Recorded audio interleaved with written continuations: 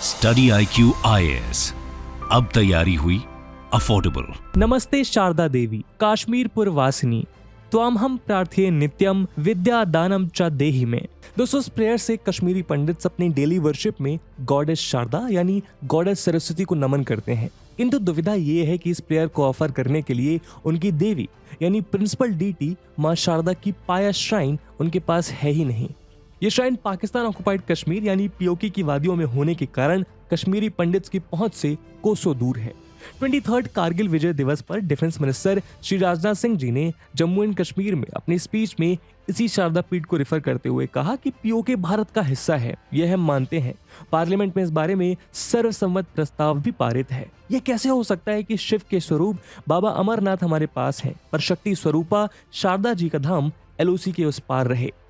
शायद आप समझ ही गए होंगे कि राजनाथ सिंह यहाँ उसी शारदा पीठ को रेफर कर रहे हैं जहां हिंदू श्राइन के रिमेन्स पाए जाते हैं। इससे पहले 2019 में महबूबा मुफ्ती ने शारदा पीठ कमेटी को इस पिच को फिर रिपीट किया और कहा कि इसकी हाई ओपनिंग दोनों देशों यानी इंडिया और पाकिस्तान की टेंशन्स खत्म करने में मदद करेगी। ये स्टेटमेंट तब आई जब बालाकोट एयर स्ट्राइक और आर्टिकल 370 के कारण इंडिया और पाकिस्तान के रिलेशंस बुरी हालत से गुजर रहे थे। दोस्तों, इन रिपीटेड इंस्टेंस में जिस शारदा पीठ के पिलग्रिमेज को ओपन करने की बात की जा रही है, वो बात आज इतने सालों बाद सच होती नजर आ रही है। सेफ शारदा कमेटी कश्मीर नामक सिविल सोसाइटी ऑर्गेनाइजेशन इसको खोलने के लिए 2004 से पुश कर रही थी, किंतु अभी तक कभी भी ये मुमकिन नहीं हो पाया था। लेकिन हाल ही में union home minister Amit Shah ने अपनी एक स्टेटमेंट में इस कॉरिडोर का जिक्र किया। असल में 24 मार्च को लाइन ऑफ कंट्रोल के पास नदन कश्मीर के कुपवारा डिस्ट्रिक्ट के बॉर्डर विलेज टीतवाल में शारदा माता का एक टेंपल इनॉग्रेट किया गया। इसकी वर्चुअल सेरेमनी में होम मिनिस्टर अमित शाह ने इस टेंपल को वर्चुअली इनॉग्रेट किया और ये एश्योर किया कि गवर्नमेंट ऑफ इंडिया शारदा पीठ को करतारपुर कॉरिडोर की लाइन पर खोलने की पूरी कोशिश कर रही है। हाल ही में तो एक रिपोर्ट में भी सामने आया कि इंडिया के जम्मू एंड कश्मीर की यूनियन टेरिटरी का बजट पाकिस्तान के IMF में बेल आउट पैकेज से 2 गुना बढ़ा है। यानी एक और जहां पाकिस्तान $7 बिलियन के लिए इतने महीनों से IMF की मिन्नतें कर रहा है, वहीं दूसरी ओर जम्मू एंड कश्मीर की यूनियन टेरिटरी का बजट उससे 2 गुना ज्यादा $14.5 बिलियन का है। और इसमें कोई दोहराई नहीं है कि ये पाकिस्तान के लिए एक बहुत बड़ा एम्बैरेसमेंट है। जहां एक और पाकिस्तान पीओके का बजट लगातार घटता जा रहा है, वहीं दूसरी ओर इंडियन एडमिनिस्ट्रेशन वाले जम्मू एंड कश्मीर में इंफ्रास्ट्रक्चर प्रोजेक्ट्स, इसका बजट और प्रॉस्पेरिटी एक नया इतिहास रच रही हैं। इसी बीच जम्मू एंड कश्मीर के लोगों के लिए शारदा पीठ कॉरिडोर खोलना सोने पे सुहागा साबित होगा। तो अब सवाल ये उठता है कि आखिर ये शारदा पीठ है क्या, इसकी क्या कहानी है? इंडिया का इतना पवित्र स्थल आखिर पाकिस्तान के पास कैसे पहुंचा, और क्या पहले कभी इसको कनेक्ट करने की कोशिश नहीं की गई? इन सभी सवालों के जवाब इस वीडियो में हम ढूंढने की कोशिश करेंगे। लेकिन दोस्तों, आगे बढ़ने से पहले मैं आपको बता दूं कि इस वीडियो की इंपॉर्टेंस UPSC के इंटरनेशनल रिलेशंस और आर्ट एंड कल्चर सेक्शन में पूछे जा सकते हैं। इसके बारे में हम वीडियो के अंत में और भी बात करेंगे, पर फिलहाल के लिए अपने डिस्कशन को हम आगे बढ़ाते हैं। दोस्तों, 76 ईयर्स के बाद कश्मीर की वादियों में शारदा यात्रा बेस टेंपल के साथ साथ मां शारदा के डिवोशन की बेल्स और रिलीजियस स्टैंड्स गूंज उठी हैं। सालों साल पुराना इंतजार अब खत्म होता नजर आ रहा है। हाल ही में इस डायरेक्शन में एक हिस्टोरिकल स्टेप लिया गया है। असल में हुआ यूं कि मार्च 22 यानी फर्स्ट नवरात्रि को होम मिनिस्टर अमित शाह और लेफ्टिनेंट जनरल मनोज सिन्हा ने जम्मू में LOC के पास मां शारदा देवी का टेंपल वर्चुअली इनॉग्रेट किया। इस न्यूली कंस्ट्रक्टेड शारदा टेंपल में गॉडेस शारदा की एक मूर्ति को भी स्थापित किया गया है। इस आइडल को कर्नाटका के श्रृंगेरी मठ से लाया गया है। साथ ही उन्होंने ये भी रिवील किया कि शक्तिपीठ में मां शारदा के ओरिजिनल टेंपल जाने के लिए एक करतारपुर स्टाइल कॉरिडोर कंसीडर किया जा रहा है।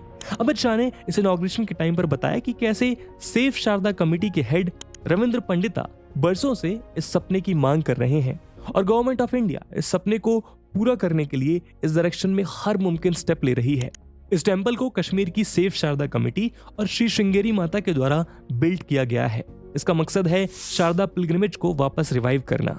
दोस्तों, 1947 में जब इस कॉन्टिनेंट का पार्टीशन हुआ तो ओरिजिनल शारदा टेंपल नीलम नदी के तट पर स्थित शारदा विलेज में था, जो पीओके के उस पार चला गया और तभी से इस पिलग्रिमेज पर लॉक लग गया।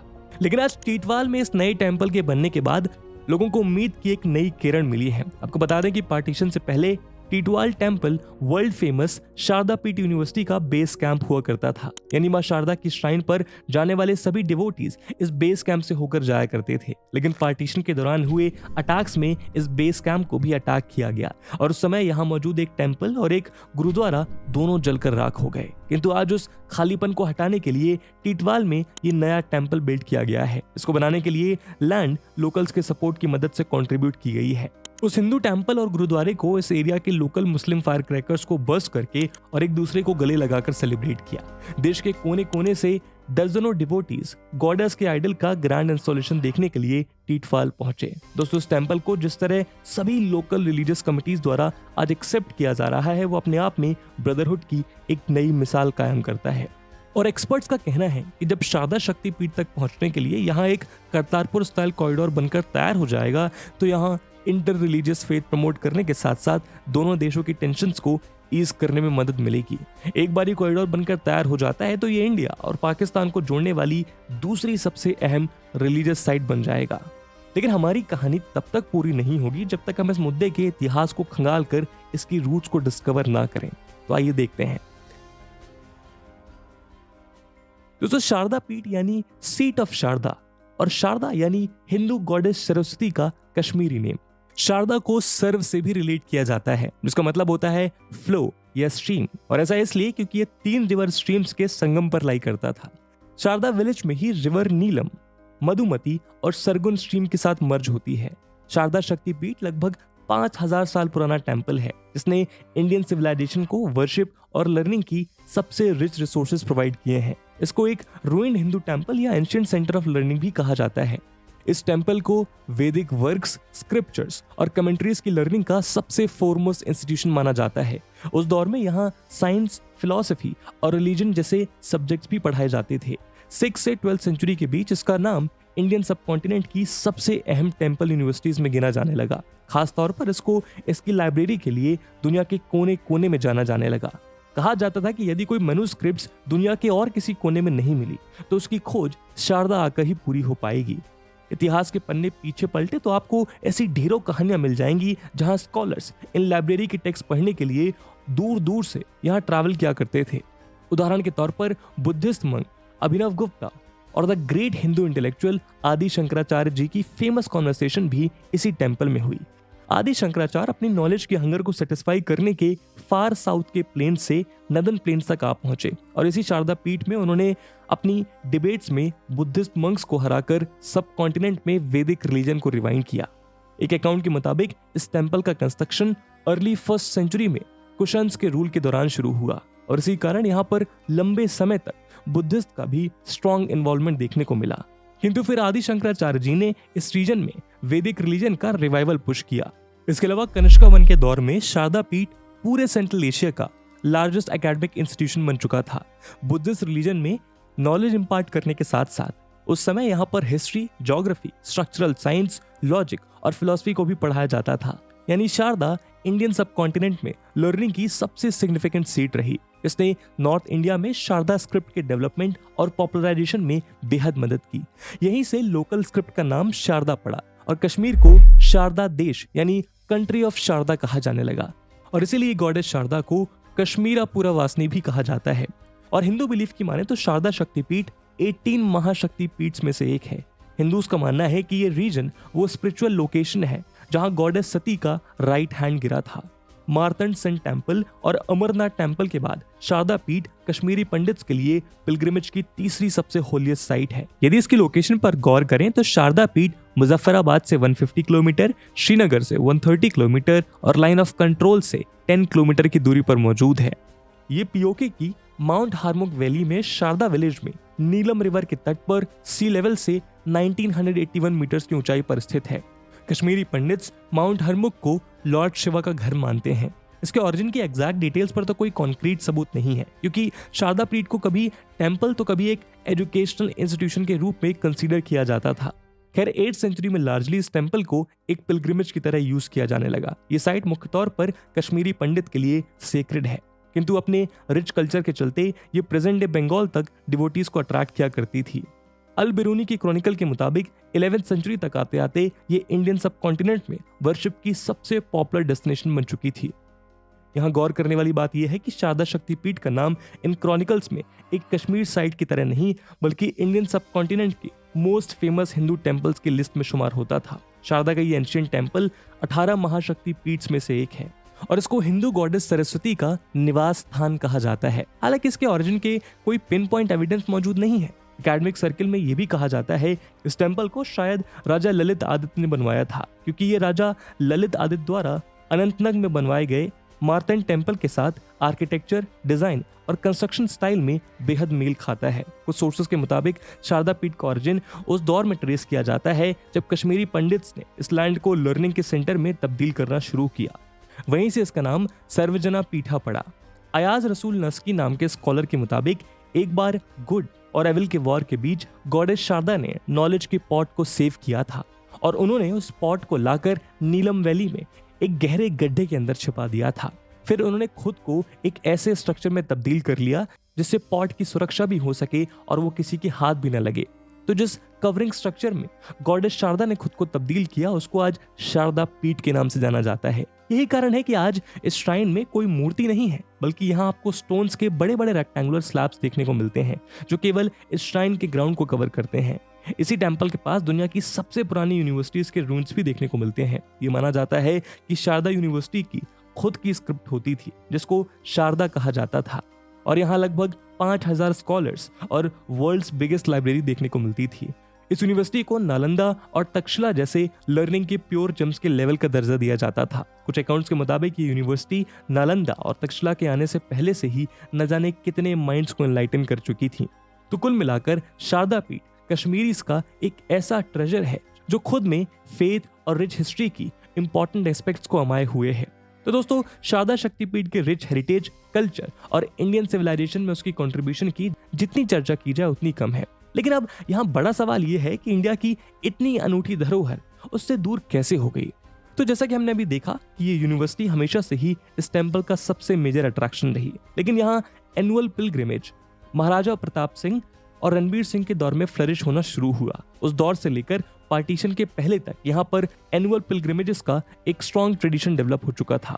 लेकिन 1947 और 98 के इंडो पाक वॉर के बाद कुछ पाश्तून मिलिटेंट्स ने कश्मीर को इन्वेड किया और इस रीजन को इलीगली ऑक्युपाई कर लिया। तभी से इसका कंट्रोल पीओके की न्यूली फॉर्म्ड गवर्नमेंट को सौंप दिया गया। 1947 के पार्टीशन के बाद इस होली पिलग्रिमेज पर एक फुल स्टॉप लगा दिया गया। तब से ये यूनिवर्सिटी और टेम्पल ने डिस्ट्रक्शन का वो मंजर देखा जो आज तक भी रिपेयर नहीं हो सका। हालांकि पार्टीशन के बाद इंडिया और पाकिस्तान ने क्रॉस एलओसी मूवमेंट को अलाउ कर दिया, किंतु यह ट्रैवल केवल उन्हीं फैमिलीज तक सीमित और रेस्ट्रिक्टेड था जो पार्टीशन के कारण बढ़ गई थी। वो दिन थे और आज का दिन है। एक समय पर इंडियन सिविलाइजेशन का नूर कहलाई जाने वाली ये साइट यूं ही अबेंडन पड़ी है। आज 75 साल के बाद भी इस साइट पर पिलग्रिमेज का सिलसिला शुरू नहीं हो सका। लेकिन क्या इसको मुमकिन करने की कोई कोशिश भी नहीं करी गई? आइए देखते हैं।